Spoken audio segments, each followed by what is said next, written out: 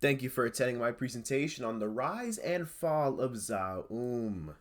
Zaum started not as a business, but as an Estonian art collective. From the very beginning, it was driven by people who wanted to push the boundaries of storytelling in games. Their goal wasn't to create a product, it was to make art. People like Robert Kurvitz, Alexander Rostov, and Helen Hindpier formed the core of this collective, combining writing, art, and philosophy into a unique vision. This vision culminated in smash hit indie RPG Disco Elysium, a narrative role-playing game that challenged everything the medium had done before, blending political intrigue, existential reflection, and the psychology of its characters into something entirely new.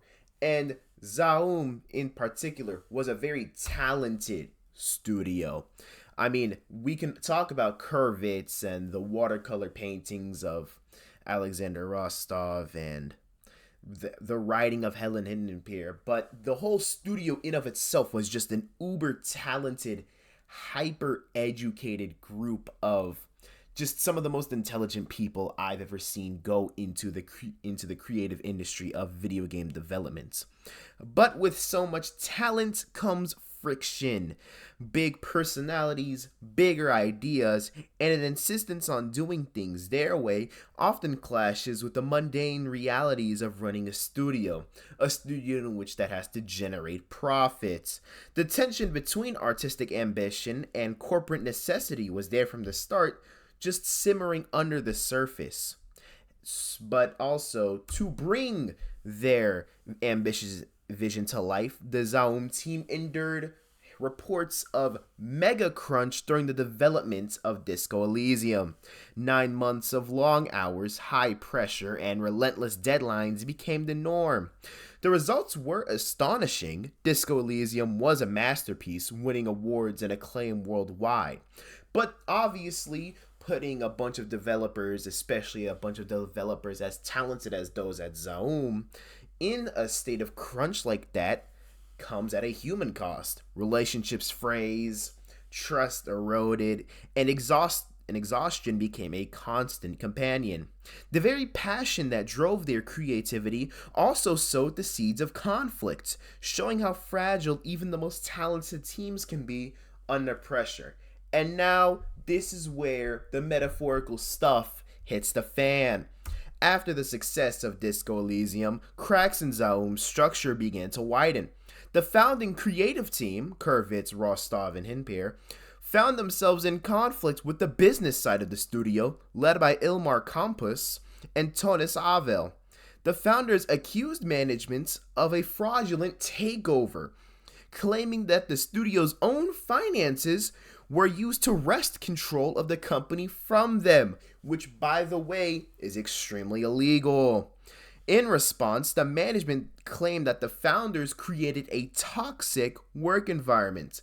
Legal battles, leaked letters, and public statements transformed the studio's internal struggle into a saga that captured the attention of the gaming world. Zaum became a battlefield, and nobody was not in the crossfire. And of course, when you have so many talented people having conflicts with each other, it usually results in stuff blowing up. And unsurprisingly for Zaum, it absolutely did blow up. The outcome of this power struggle was absolutely devastating. The key creative minds were ousted, involuntarily leaving Zaum. The Zaum Cultural Association was dissolved, claiming or saying that the original ethos of the studio, that the association was founded of, was fractured. The original vision was scattered, leaving a vacuum in which new ambitions and new agendas can rise. For both fans and the industry, it was a stark lesson. Even a bunch of legendary talent cannot survive without structure, trust, and a clear governance. But of course, like a phoenix, and with a creative team as talented as Zaum, I will say it again, it is like a phoenix. From the ashes of the original Zaum, several new studios emerged, each carrying a piece of the collective genius, yet forging its own path. Red Info Ltd.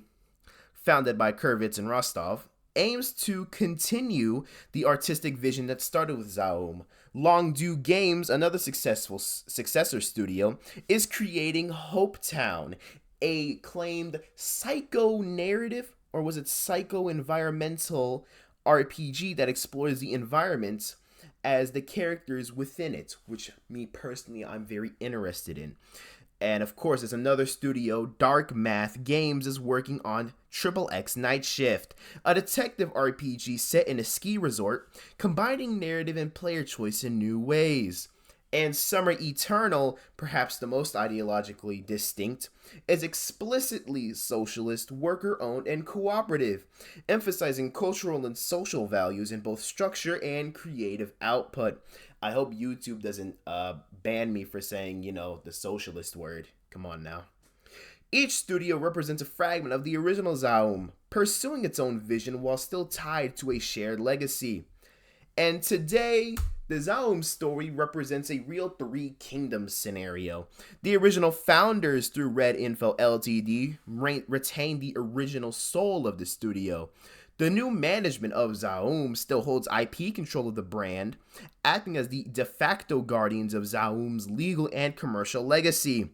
Meanwhile, the spin-off studios, Longdue, Dark Math, and Summer Eternal, operate independently, each with its own ambitions, philosophies, and projects.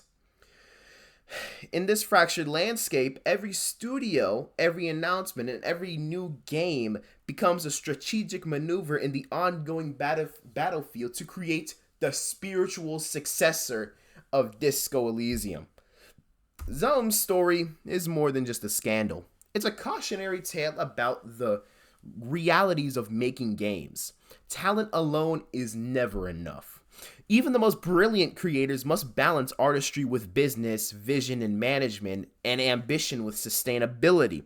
When these elements fall out of alignment, even legendary studios can fracture, and the intellectual property they build becomes contested territory.